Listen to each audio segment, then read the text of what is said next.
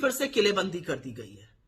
दिल्ली को आने वाली हरियाणा और पंजाब की सड़कों को खोदा गया है, उस पर कीले गाड़ी गई हैं, सीमेंट के बोल्डर बैरिकेडिंग करी गई है। किसानों को कुछ भी करके रोका जा रहा है और अगर जो खुद फिर भी आगे बढ़ रहे हैं उन पर आंसू गैस के बम और गोले फेंके जा रहे हैं। और हरियाणा की निरंकुश पुलिस यह भी कहते हुए सुनी गई है कि इस बार लाठी नहीं मारनी है, इस बार खोद देना है। यह असलियत है दिल्ली की बैठी हुई सरकार की।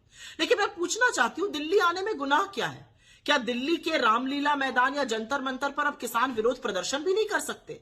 क्या राष्ट्र की राजधानी पर अन्नदाताओं का कोई हक नहीं है? क्या दिल्ली किसी की बपौती है? हुक्मरानों की जागीर हो गई है दिल्ली? तीन बातें कहूंगी यहां पर और ये कहनी जरूरी है। किसानों ने लगातार समाधान का वेट किया, इंतजार किया। 794 दिन हो गए हैं और उसके बाद भी आज भी किसानों को एमएसपी पर कोई भी सुनिश्चित समाधान नहीं मिला। 794 दिन पहले किसानों ने अपना आंदोलन वापस लिया था, आपकी समिति को सहर्ष स्वीकार किया था।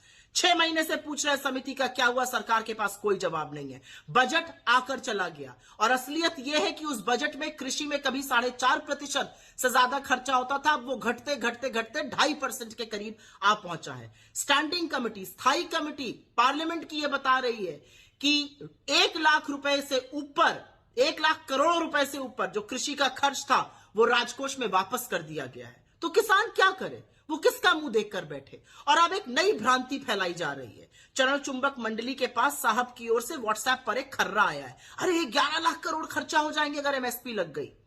मान्यवरों, 2 बातें समझिए। एमएसपी जो है वो प्राइस स्टेबिलिटी के लिए होती है। अगर दाम गिर जाए, किसानों को नुकसान ना हो तो एमएसपी पर खरीद हो। तो कभी भी पूरी एमएसपी पे खरीद नहीं होगी। प्राइवेट सेक्टर भी खरीदता है, गवर्नमेंट भी खरीदती है। यह प्राइस स्टेबिलिटी का साधन है।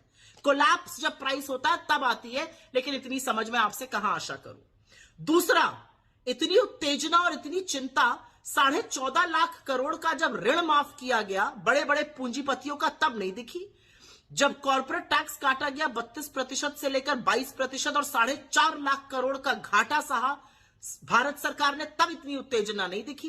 किसान की बात होगी और उत्तेजना शुरू हो जाएगी। और अब एक नई चीज कही जा रही है, चुनाव नजदीक आ गया तो किसान ये कर रहे हैं। हां, बिल्कुल कर रहे हैं। चुनाव ही तो टाइम होता है नफा और नुकसान देखने का। चुनाव ही तो टाइम होता है रिपोर्ट कार्ड पर नंबर देने का। आपको क्या लगता है, चुनाव पास आ गए तो देश के बेरोजगार, देश के युवा, देश की महिलाएं, देश के किसान, देश के श्रमिक कुछ नहीं बोले, उंगली मुंह पर रखकर चुप हो जाए क्योंकि चुनाव पास आ गया है? यही तो वक्त है सरकार को आईना दिखाने का और बिल्कुल ठीक कर रहे हैं किसान जो सरकार को आईना दिखा रहे हैं। और मैं साधुवाद करती हूं राहुल गांधी जी का, कांग्रेस पार्टी का, हमारे अध्यक्ष खड़गे जी का, जिन्होंने आज ऐतिहासिक ऐलान किया है कि हमारी सरकार बनेगी और हम एमएसपी का कानून बनाएंगे जिससे किसानों के साथ न्याय हो। और वही न्याय से किसान का जीवन सुधरेगा, इस देश का भविष्य बदलेगा।